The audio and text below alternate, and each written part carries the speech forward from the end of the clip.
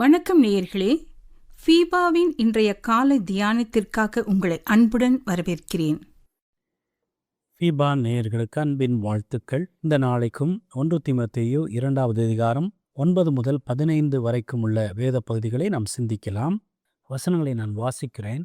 ஸ்திரீகளும் மயிரை பின்னுதலினாலாவது, பொன்னினாலாவது, முத்துக்களினாலாவது, விலையேற பெற்ற வஸ்திரத்தினாலாவது தங்களை அலங்கரியாமல், தகுதியான வஸ்திரத்தினாலும் ஞானத்தினாலும் தெளிந்த புத்தியினாலும் தேவபக்தி உள்ளவர்களென்று சொல்லிக் கொள்ளுகிற ஸ்திரீகளுக்கு ஏற்றபடியே நற்கிரியைகளினாலும் தங்களை அலங்கரிக்க வேண்டும். ஸ்திரீயானவள் எல்லாவற்றிலும் அடக்கமுடையவளாயிருந்து அமைதலோடே கற்றுக்கொள்ள கடவுள். உபதேசம் பண்ணவும் புருஷன் மேல் அதிகாரம் செலுத்தவும் ஸ்திரீயானவளுக்கு நான் உத்தரவு கொடுக்கிறதில்லை. அவள் அமைதலாய் இருக்க வேண்டும்.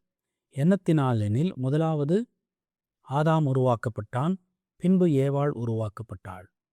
மேலும் ஆதாம் வஞ்சிக்கப்படவில்லை, ஸ்திரீயானவளே வஞ்சிக்கப்பட்டு மீறுதலுக்கு உட்பட்டாள். அப்படியிருந்தும் தெளிந்த புத்தியோடு விசுவாசத்திலும் அன்பிலும் பரிசுத்தத்திலும் நிலை கொண்டிருந்தால் பிள்ளை பேற்றினாலே ரட்சிக்கப்படுவாள். இந்த வேத வசனங்களை நாம் 2ஆம் அதிகாரம் முதல் 8 வசனங்களை நாம் சிந்தித்திருக்கிறோம். அந்த வேத பகுதியின் வெளிச்சத்திலே நாம் காண்பது நலமாக இருக்கும். இது பொதுவான ஆராதனையுடன் தொடர்புடைய ஒரு பகுதி. அன்று சில பெண்கள் தூய்மையற்றவர்களாகவும் சுயநலம் கொண்ட வாழ்க்கை முறையை கொண்டவர்களாகவும் காணப்பட்டிருந்திருக்கின்றனர். அப்படியே சபை ஆராதனைகளிலும் பங்கெடுத்துள்ளனர். எனவேதான் பவுல் அப்போஸ்தலன் இவ்வறிவுரையை கூறுகிறார். அடக்கமான கண்ணியமான ஆடை, மற்றவர்களை கவரக்கூடிய ஆடையை அணிதல் கூடாது. பகட்டான பெருமைக்கான ஆடையை அணியலாகாது. எதை அணியக்கூடாது, எவ்வாறு தங்களை காத்து கொள்ள வேண்டும் என்று அப்போஸ்தலனாகிய பவுல் அறிவுறுத்துகிறார். பயபக்தியும் உள்ளான பரிசுத்தமும் தேவையே ஒழிய வெளிப்படையான கவர்ச்சிகரமான தோற்றம் தேவனுக்கு பிரியமானது அல்ல. இந்த பகுதி பெண்களை இழிவுபடுத்துவதற்காகவோ அல்லது அவர்களை அடிமைப்படுத்தும் முகமாகவோ கீழானவர்களாக காட்டவோ முற்படுவதாக எண்ணிக்கொள்ளக்கூடாது. பலர் இவ்வாறு நினைக்கின்றனர், இது கலாச்சார பின்னணியிலே எழுதப்பட்டிருக்கிறது என்று. பவுல் பெண்களுக்கு எதிரானவர் என்றும் குறிப்பிடுகின்றனர். ஆனால் நாம் அவ்வாறு எடுத்துக்கொள்ளக்கூடாது. ஏனென்றால் வேதம் எல்லா கலாச்சாரங்களுக்கும் உரியதை, பொதுவானதை போதிக்கக்கூடியதாக இருக்கிறது.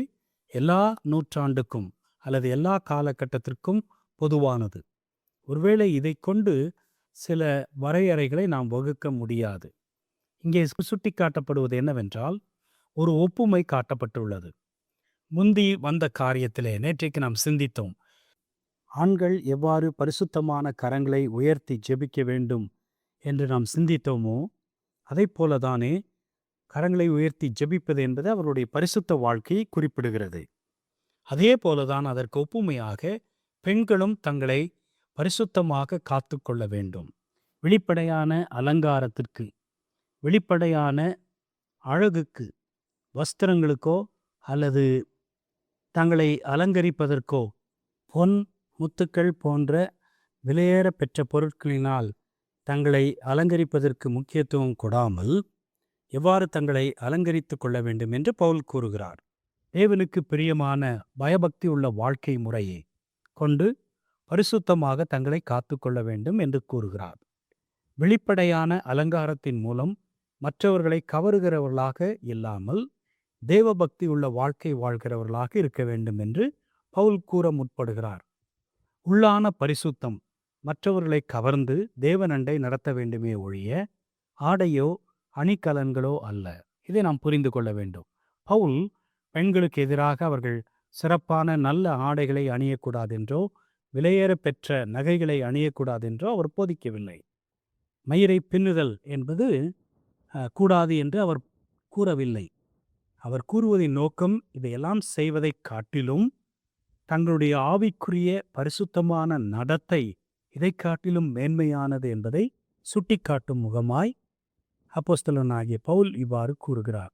எனவே எனக்கு அன்பான ஃபீபா நேயர்களே, நம்முடைய வாழ்க்கையிலே ஆண்கள் எவ்வாறு பரிசுத்தமான கரங்களை உயர்த்தி ஜெபிக்க வேண்டுமோ அதே போல பெண்கள் தங்களுடைய ஆவிக்குரிய வாழ்க்கையிலே வெளிப்படையான பரிசுத்தத்தை அல்ல, உள்ளான உணர்வுபூர்வமான ஆத்துமாவிலே உள்ளத்தின் ஆழத்திலே பரிசுத்தத்தோடு கூட தேவ பக்திக்கு ஏதுவான வாழ்க்கையை வாழ்ந்து அப்பேற்பட்ட காரியங்களினால் தங்களை அலங்கரித்து மற்றவர்களுக்கு முன்பாக நற்சாட்சி பெற்றவர்களாய் காணப்பட அப்போஸ்தலனாகிய பவுல் வலியுறுத்துகிறார்.